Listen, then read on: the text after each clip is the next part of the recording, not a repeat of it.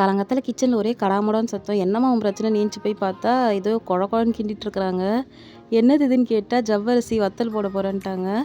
என்ன வத்தல்னு கேட்டால் கில்லு வத்தலாம். கில்லு வத்தல் எனக்கு பெருசாக இன்ட்ரெஸ்ட் இல்லைங்க. அதில் அட்லீஸ்ட் ஒரு மசாலா கில்லு வத்தல் போடுவாங்க, அதை கூட போட மாட்டேன்ட்டாங்க. டேடிக்கு இதுதான் பிடிக்கும்ன்ட்டு. இவ்வளோ பச்சை மிளகா எதுக்குன்னு கேட்டால் அதெல்லாம் போட்டால் கரெக்டாக தான் இருக்கும், உங்களுக்கு தெரியுமா என்ன, வாயை மூடிட்டு வேலையை பாருன்ட்டாங்க.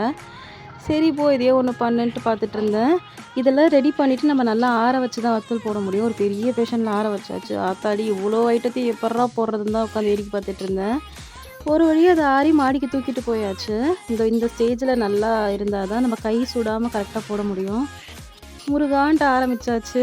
கொஞ்சம் கொஞ்சமாக வைக்க ஸ்டார்ட் பண்ணிட்டேன். இதில் நான் வத்தல் வைக்கும்போதே ஒரு காக்கா வேறு நீ ஏஞ்சி போ நான் பார்த்துக்கிறேன்ற மாதிரியே குரல் கொடுத்துட்டு இருந்தது. இதுக்கிட்டேருந்து வேற காப்பாற்றணுமான்னு ஒரு பீதியிலே தான் வத்தல் வச்சோம். ஸ்டார்டிங்கில் துணி பத்தாதான்னு பார்த்தா நடுவில் இவ்வளோ பெரிய கேப் வந்துருச்சு. சரி போ நம்ம வீடு தானே, ஒன்றும் பிரச்சனை இல்லை, பார்த்துக்கலான்ட்டு தான் கீழே இறங்கி வந்துட்டேன்.